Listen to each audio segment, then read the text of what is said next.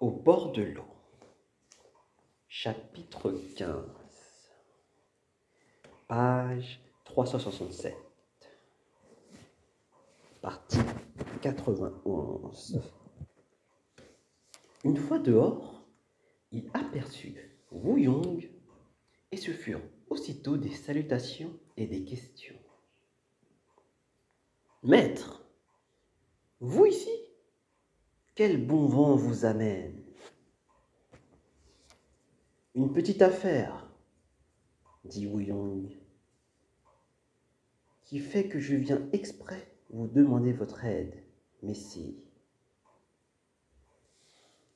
Que se passe-t-il? Parlez sans crainte. Voilà tantôt 2 ans que le petit étudiant que je suis a quitté ces lieux.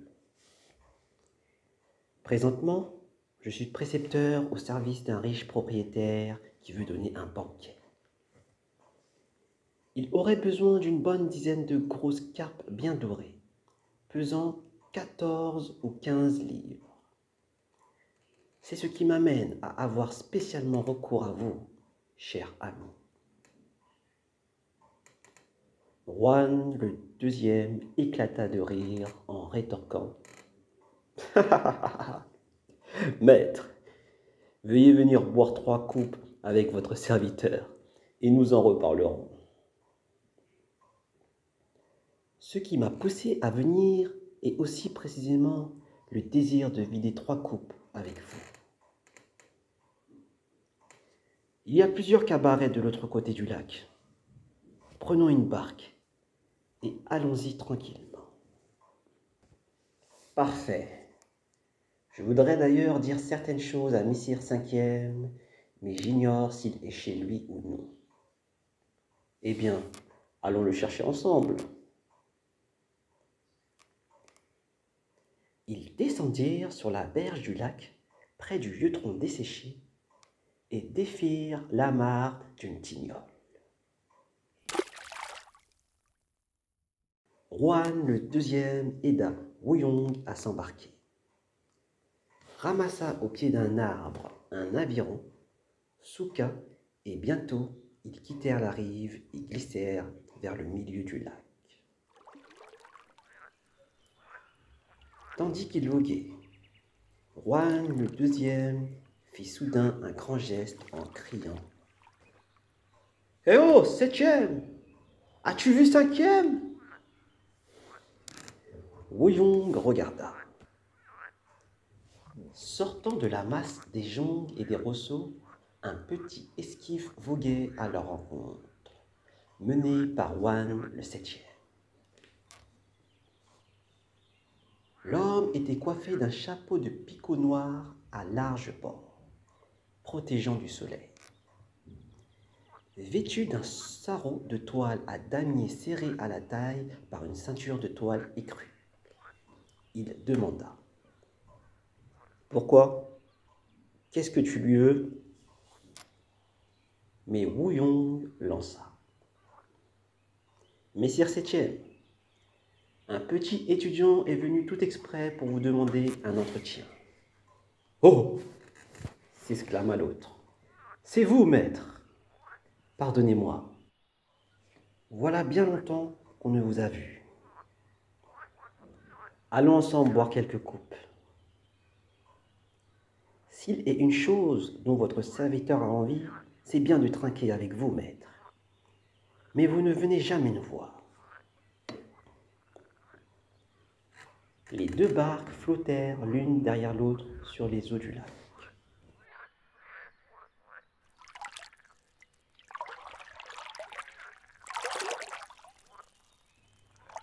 Peu après, quelques coups de rame les menèrent à un promontoire émergeant des eaux qui s'étendaient tout autour.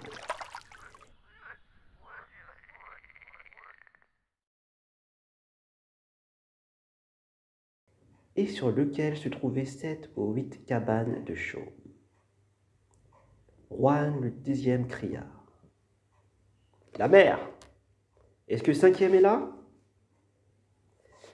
« Va savoir, » répondit une bonne femme. Il ne va même plus pêcher.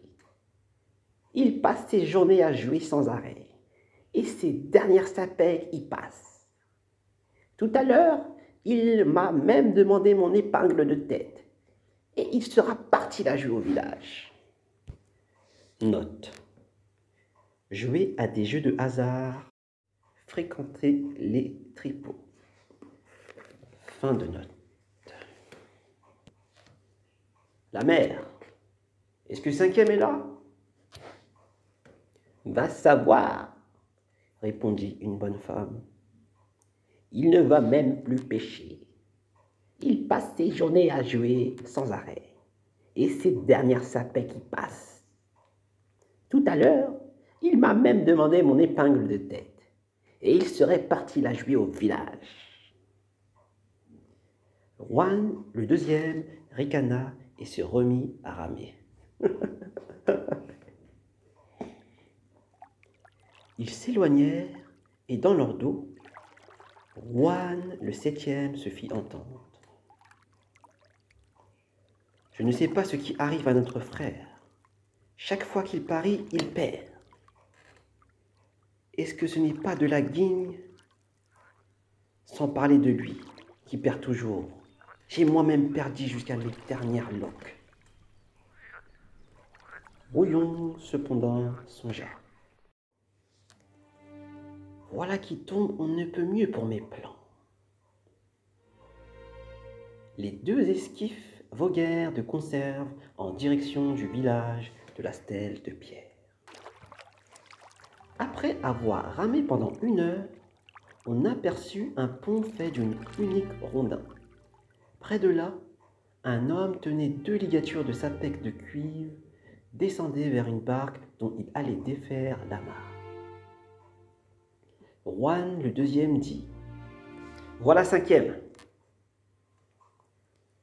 Rouillon regarda et le vit effectivement. Coiffé d'un mauvais turban de toile mis de gagne-gogne, une fleur de grenadier posée sur l'oreille, vêtu d'une vieille tunique de toile ouverte sur la poitrine et laissant voir la tache bleue sombre d'un tatouage représentant un léopard, portant un pantalon retroussé haut et recouvert d'une serviette de toile à rayures et à damier, Rouillon le héla. « Messire cinquième, vous avez gagné quelque chose ?»« Ma parole, répondit l'autre. C'est le maître.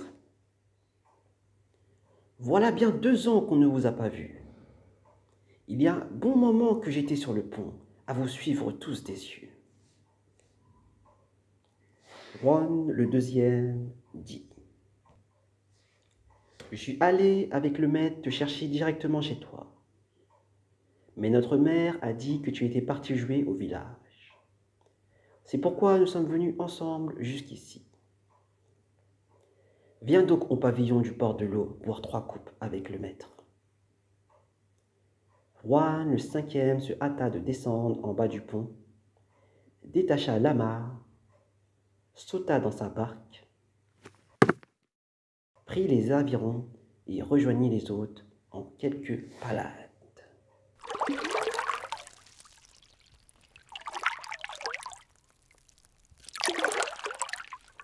Les 3 barques repartirent alors ensemble.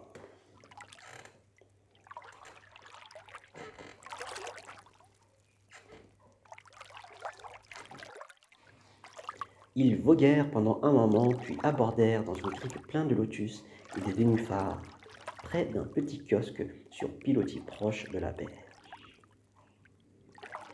On amarra les 3 tignoles.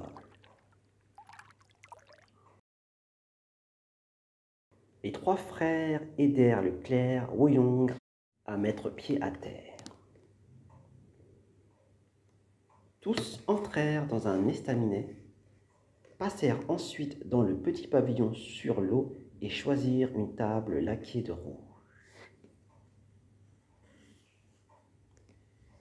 Juan le deuxième dit : « Maître, Ne nous en veuillez pas de nos manières grossières à tous trois et prenez grâce à la place d'honneur.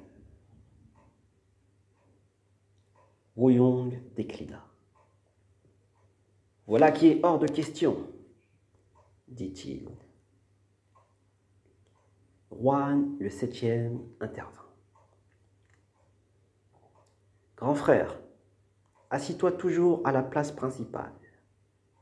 Le maître s'assirait, s'il veut bien, à celle du convive. Quant à nous deux, nous allons nous installer les premiers.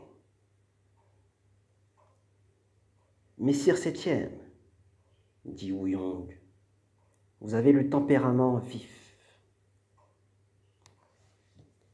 Les 4 hommes prirent place, appelèrent le tavernier et lui demandèrent une seille de vin. Le gros mets alla chercher 4 grandes coupes qu'il disposa devant eux.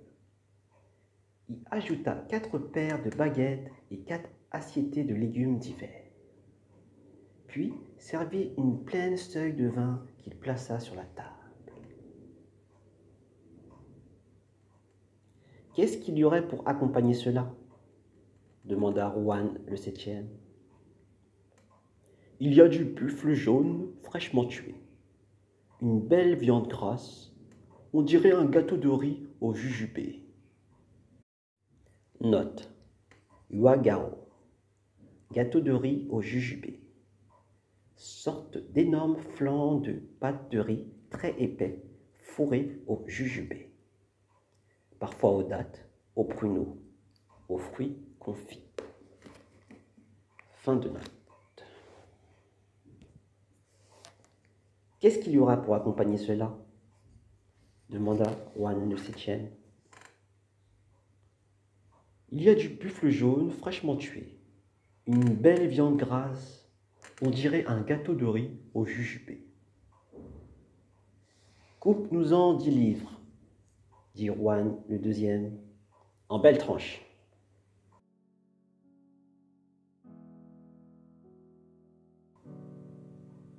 Maître, dit Huan le cinquième, ne riez pas de cette pitance qui vous fait bien peu d'honneur.